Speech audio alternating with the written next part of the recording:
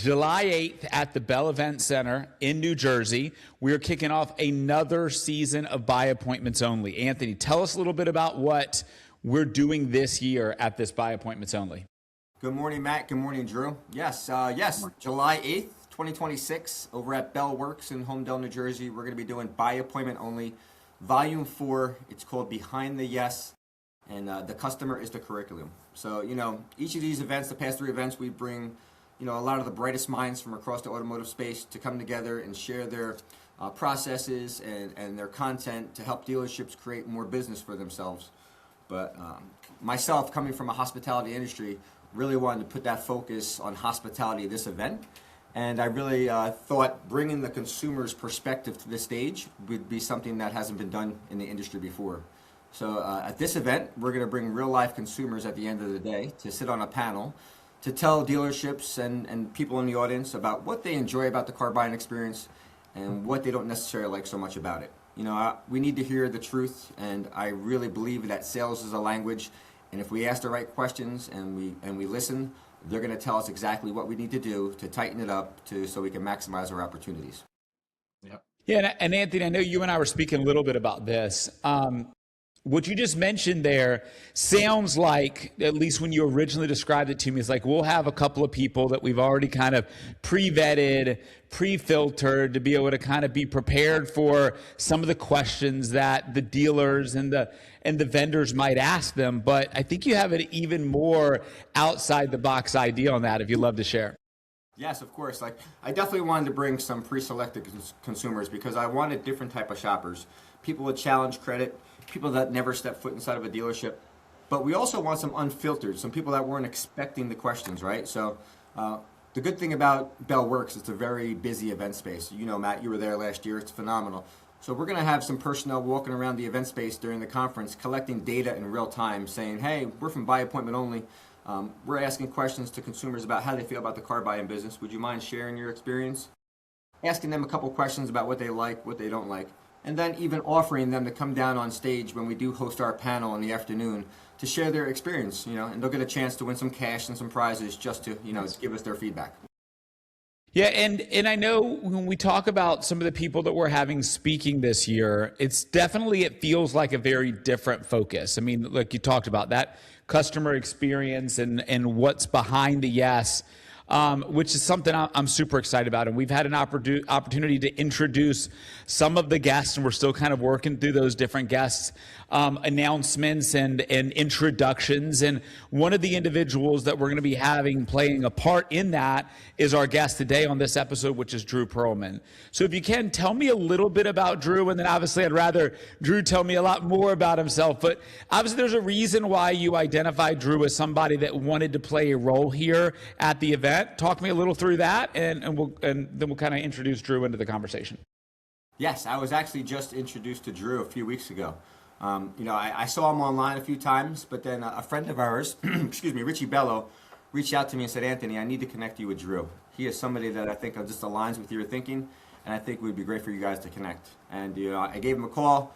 I started following his content online even more, and everything that he talks about online is things that resonate with me. And I really thought it would be a great idea to get another educator in the space to come help engage the panelists to draw out the questions that we want dealers to hear, right? Because sometimes it's hard to hear the answers that we're going to hear. And it's going to be a tough conversation, and I need somebody that can articulate those questions in a way that we can extract the right information from that consumer, and I think Drew's going to be the perfect guy for it. So Drew, tell us a little bit about yourself. So, obviously Anthony was introduced to you just recently and kind of had visibility into what you're doing today. So first, let's talk a little bit about what are you doing today? And then I'd love to kind of get to know also in that answer, maybe a little bit more of what has gotten you to where you are today. Yeah, so what I'm doing today is a lot different than what I've done for the past 35 years. For 35 years, I was in retail. For the past 24 years, I was running Nissan dealerships. With the last 15 years as a GSM or GM role. And, what I've learned is, things that Anthony talks about and a lot of brilliant minds in this industry talk about is, what is the culture in your store? Anthony comes from the hospitality industry. Why don't we treat our industry like the hospitality industry? Why doesn't it feel like a Ritz-Carlton? Why doesn't it feel like, a Four Seasons or I mean, heck, why doesn't it feel like a Chick-fil-A? I mean, Yeah. you should have that overwhelming uh, customer service feel when you walk in. You know, I relate this to my wife. My wife would never go in and buy a car. First of all, I've always bought cars for her. There was never a reason, right? There was a car in the driveway and that was it. But I can tell you right now that, you know, if I asked my wife to go and shop for a vehicle and she walked in and had an experience, which happens at most dealerships, she would never go shopping again. And so now a whole vertical integration of a new business has come about, and it's not new. It's been out there for a very long time, and now it's becoming more prevalent, like, you know, with the Tommies. And, you know, there's been brokers for many years, especially living in the Nissan world for the past 24 years. We lived in that broker world because of stair step programs, which we can get into that. That wasn't healthy for the manufacturer, but you know, that's a whole nother story. But so we have this whole vertical, right, of advocates, car buying services, friends of friends. There's such a need for these people in an industry. Why is there a middleman for middlemen, right? I talk about this all the time on my podcasts, on lives, on TikTok. It drives me crazy that we're in an industry where the customer doesn't want to walk in the door, and we've created this ourselves. Mhm. And how do we fix it? How do we reverse engineer what we've already engineered, right? And that's not going to be easy, and it's not going to be a quick fix. Do you think, I mean, I've got an opinion on it, but do you think that that not going to be a quick fix is going to be something that the average consumer in the average store is going to be willing to do in the next 12 months? I think the ones that want to be successful will. At the end of the day, it starts at the top, right? You have to have ownership buy-in and you have to have GM buy-in. And those two people at every dealership have to align, because that's what pushes down the culture, that's what pushes down the leadership, and that's what pushes down really the training at the end of the day. I was on a podcast earlier today with Jonathan Dawson, and he had brought up something that's super interesting is he makes sure that anybody that he hires to bring in knows his mission statement blindfolded with their eyes closed and can speak it before they even walk in the door for an interview. And that's taking the hiring to another level, right? We need to do that. We need to elevate the people that we bring in. Not only do we need to bring them in and elevate them, we need to elevate them on a daily basis. We need to be training them, coaching them on what our culture is and what and that for me is one of the big things in dealerships is we don't teach culture. We don't teach.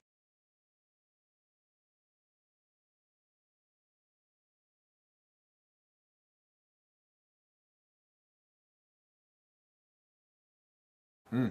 You know, Yes. it's interesting. So I'm able to, you know, my experience as a guy who's been on the vendor side over the past 15 years in the automotive space, I've had a unique opportunity to probably be exposed to a higher volume of dealers than somebody who's been sitting inside the dealer seat like you, Drew. And yeah, I would tell you that as you say that, in my mind, I say, I'm not sure if the average dealer even has a mission statement, much less hires candidates with the purpose of them understanding what that mission statement is. Anthony, you kind of have a mix of working in a variety of stores, but working with a variety of stores.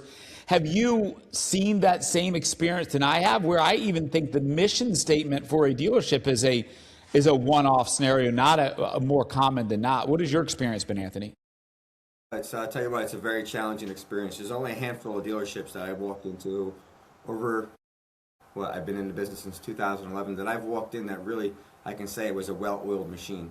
I mean, it's hard to even get GMs and dealer principals and sales staff on the same page, never mind get them to use the CRM effectively. So it's probably one of the most challenging environments, right? Because it's not rocket science, right? It's just about understanding that there's a buying cycle, right? About 45 to 90 days. Most people are going to buy their cars within 30 days, but sales is the language, and they'd rather hang out in the brick and mortar showroom than the digital showroom and over deliver. So it's very challenging. It's a blessing and a curse at the same time, because as a trainer, it keeps me working. But when you want to see results, it's kind of frustrating sometimes. So yeah. So Drew, I'll ask you, like, if you work with a dealership who comes to you, let's just say you've now identified the problem. You've identified this is the change that's going to need to be made in the next, I would say 12 months, just because the advancement and innovation around AI is going to force the hand of a lot of these dealerships to make this tough decision quickly.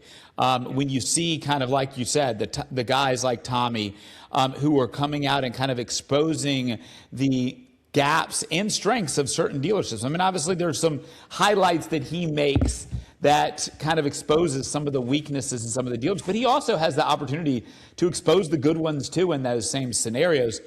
If there's one thing a dealership should do first to try to solve and fix this problem, what is that one thing you would kind of point to right now, Drew, to kind of solve that problem or at least identify it? So the first thing that I would do is I would get the general manager and an owner in a room and say, listen, here's what you need to do. First thing, before you even step one, don't even walk out of your office until you do this. Interview all of your people. Have a scripted, and I'm not talking about interviewing them and asking about the job that they do. Ask them about them as human beings. Understand who they are. Understand what maybe their strengths are. And what I've realized in doing this everywhere I've been is you realize that you might find some great people. They just might be in the wrong seat. Mm-hmm. And they can. The other part is it'll tell you where your inequities are. The biggest problem is your employees don't want to tell your owner and your GM how effed up they are, right? Yeah. And I didn't mean to use the F word, but at least I did it short. But they don't want to tell you. They don't want to be, so sometimes a guy like myself going in has to interview everybody and get a guy like myself or a guy like Anthony or even a guy like yourself that can walk in and talk to people on a human level, not on a business level. Yeah. And going through every step of that, and I have a whole written script of the questions that I ask. I've been doing it my whole career. I was taught this by a general manager many years ago. Amazing guy that listen, he's on my lives all the time, and he's still educating me. And I think once again, education is huge in our industry, which is something that's super lacking. But what are we, first of all, the general manager and the owners, what is their game plan on a daily basis, right? Do they have a game plan when they walk in that dealership and say, okay, here's what we're going to accomplish today, and here's what I want to accomplish. And once again, they have to be on that same page together. So for me, it's all about knowing your people and really spending the time to know who they are. And that's the first thing, that is the first blocking and tackling that any dealership should do. Even if you've been an owner and a GM for 10 years in that store, you don't know your people. I promise you don't know your people. You're not taking the time intimately and sitting with them and getting to really know who they are as people, knowing about their family, what they like to do, where they like to shop, things that where do they like to go on the weekends. Like, I knew everything about my employees. They would walk in every single day. And this was a requirement. They'd have to walk in my office, and my office was in the middle of the showroom. Why? Because I wanted to see everything going on, no matter where I was. I always, for a while at the beginning of when I started at any store, I sat at the tower because I wanted to know where everything was. I wanted to see and feel everything. So that's part of it. But it's really training, it's leadership. But it's always the number one thing is getting to know your people. And if you have the wrong person in that seat, you're going to know right away. And you might have to make a tough decision. Remember, it's not always about having the people. Bodies are great, but if you have a cancer on your floor, I've worked in stores where I've identified a cancer like that. You know right away because you have 18 people that are all saying the same thing. 18 people in a room that tell you a problem. They can't be wrong. They can't be like, oh, we have an agenda to get rid of this person. No, that person's a bad person, especially if you talk to them and they're good, real people. It's funny because Anthony, you and I just this last week were having a very, very similar conversation, but came at it from a very different position. We have one of the other speakers, Chris, who's going to be speaking around this leadership side. I think he's from your area as well, Chris Saraceno. And he's talking about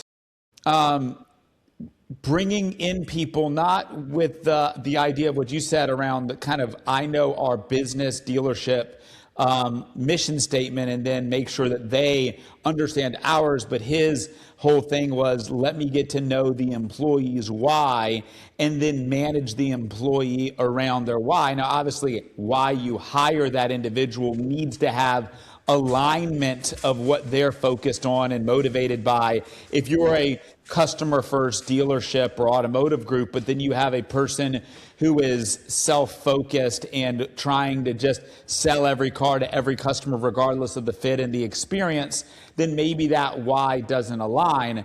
But to me, it's not a surprise that two very successful operators like you, Drew, and like Chris, kind of have that same overview of experience. Anthony, talk a little bit more about kind of that connection of what we talked about last week and now what Drew's talking about and what you see the alignment needing to be in the store. Yeah, I mean, I think it just totally makes sense. You have to know the store's mission statement, right? I mean, it would be nice if all the stores had mission statements in the first place, but you kind of got to know the why behind the business. And the people are the most important part of the whole process, right? If people weren't the most important, there wouldn't be so many of us here.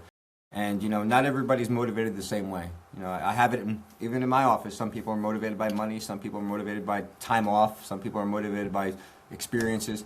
So it's understanding that, if you want to change what people will do, you got to change how they feel about it first, right? And if you don't know how they feel about it, then how are you going to change what they do? So that's one of the first things I do when I go into a store is I kind of tell my story and I make them tell me their story because it's an industry of circumstance. We break bread. We get to know each other.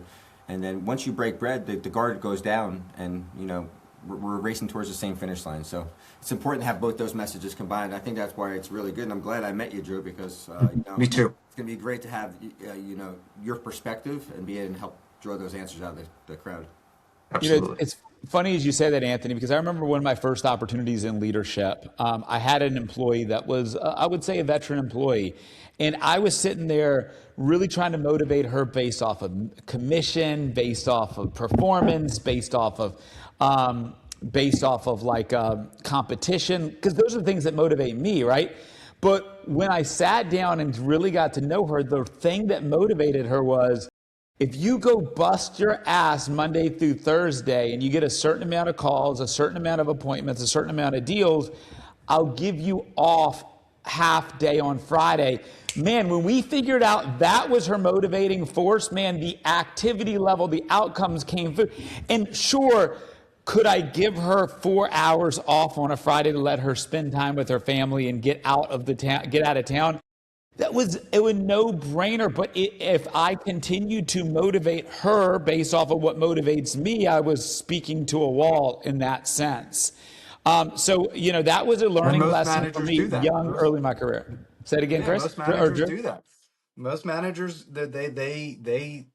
man, it's frustrating because I just don't think we have proper training for our managers. And, we promote in the dealership based on performance.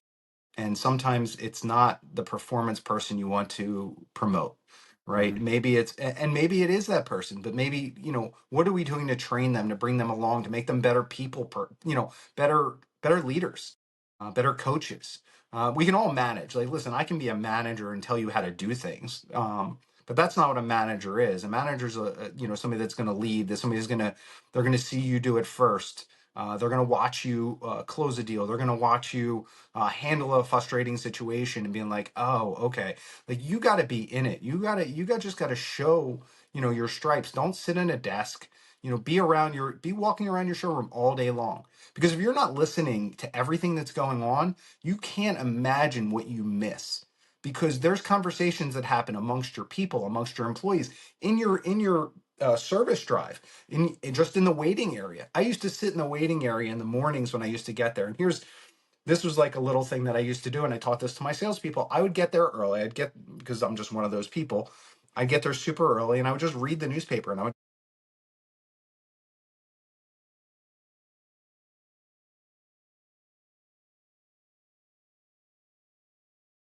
I'd hear conversations about, oh, they're trying to take advantage of me or this. And if you have that negativity in that area, it's only going to spawn everywhere else. So you gotta find out where the negativity is. You got to keep your eye, got to give us 2 of these and 1 of these. We've heard that forever, right? But we got to figure it out. Yeah, it's. I agree with you totally, Drew. As a guy that I've worked with stores, that have elevated individual performers that think like individuals. And then I've also worked with stores where they had clear leaders that maybe weren't as talented individuals, but the leadership was something that was natural. And man, the value of those stores are so evident looking from the outside in. When you see a store that has an actual leader, somebody that people want to follow, versus somebody who just happened to get elevated in that role because they were a great individual performer, but doesn't know how to lead people, motivate people, drive people. Now, shifting gears a little bit, Anthony, Yes. because obviously there's a certain kind of different role that you intend to use Drew in this year's event. I'd love to talk to you a little bit about the role that we're going to be using Drew in here at the event, and kind of what the audience and the attendees should expect in that time that they'll be kind of interfacing with Drew, leading his part.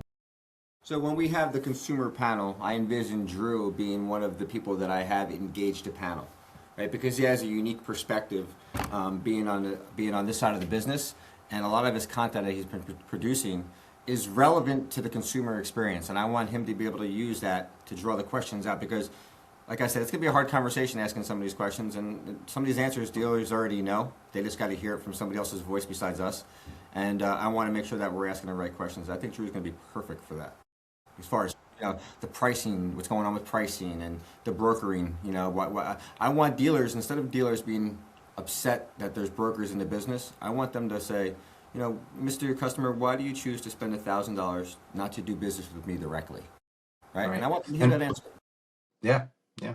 I mean, dealers can do it themselves. We've talked about that before. Like, why would you not have a concierge service built into your dealership? Yeah, really.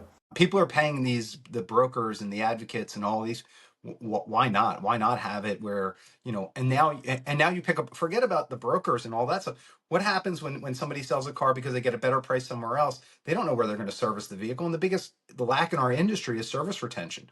So if we build out an actual concierge service for the dealership, and you deliver the vehicle to them, or when their car needs a recall, you call them and pick the vehicle up for them and charge them something for that.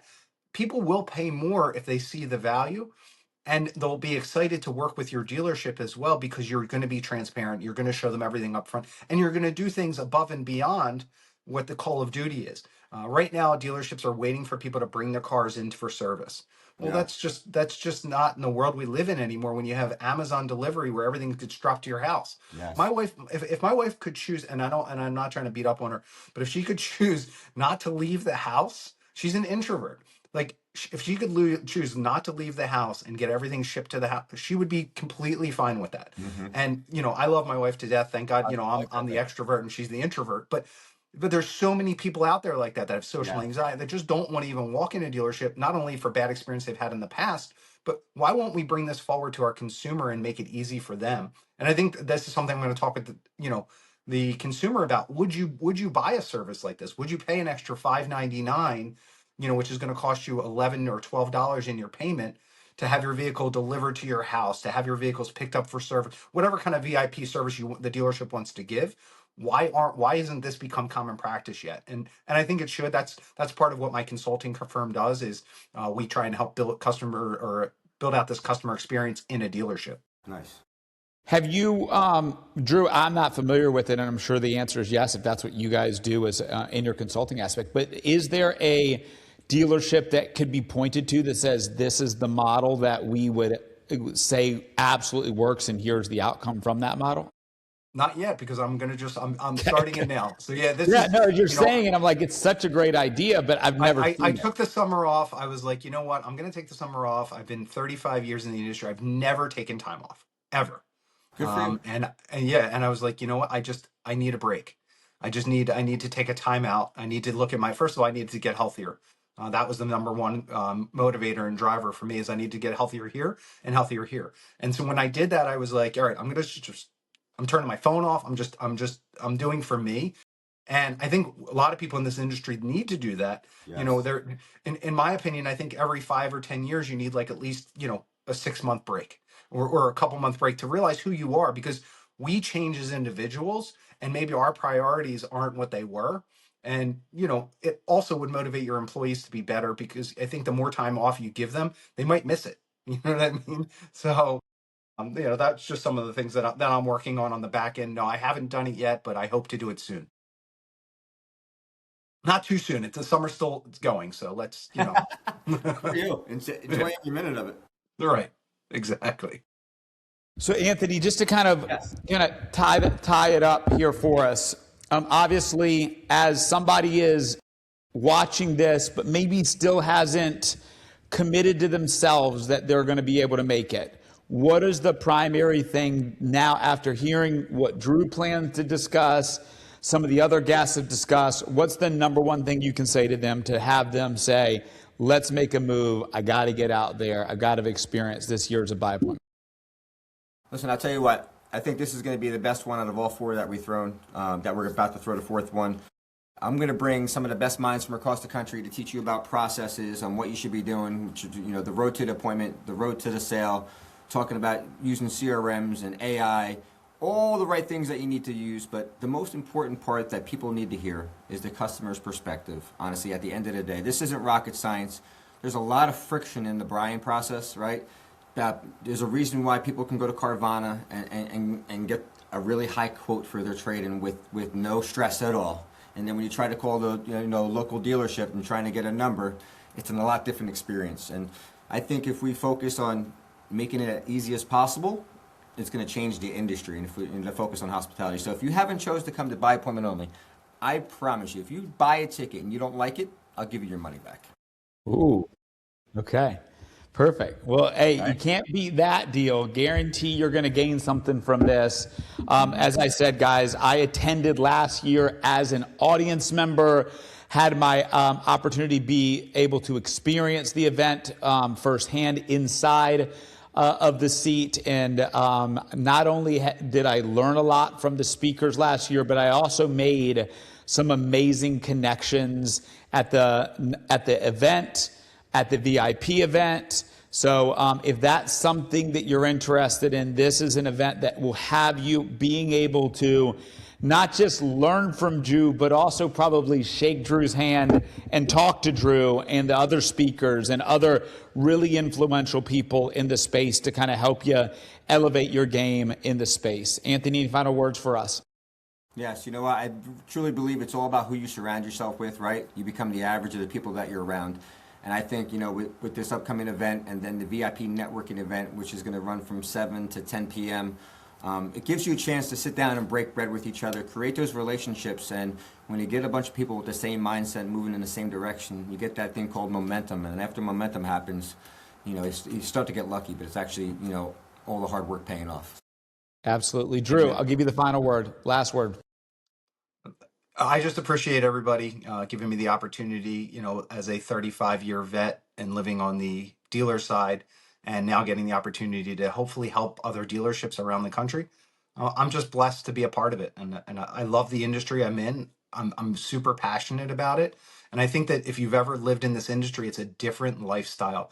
I think you become family with these people, and the more you become family, sometimes you just got to bring them up a little bit. And that's all I want to do. I just want to help my family members grow and get better at what we do. Absolutely. Sounds good. Anthony, I'm excited. I can't wait. I booked my information just yesterday, so I've got my flight in, I've got my hotel stay, I got the rental car booked, so I am excited. I made some time to be able to make it over to the beach before my flight as well, so I'm going to be able to kind of experience the beach life again this year as I did last year. So for all of you guys that want to attend, make sure you get your connection. I think you said the VIP pricing, the pricing kind of has until June the 20th. Is that correct, Anthony? You're on mute, buddy. Go ahead and unmute yourself. Unmute. I didn't realize I muted myself. Yes, you can find us on Eventbrite. Just go to buy appointment only. Tickets right now, general admission are $199. The VIP experience is $299.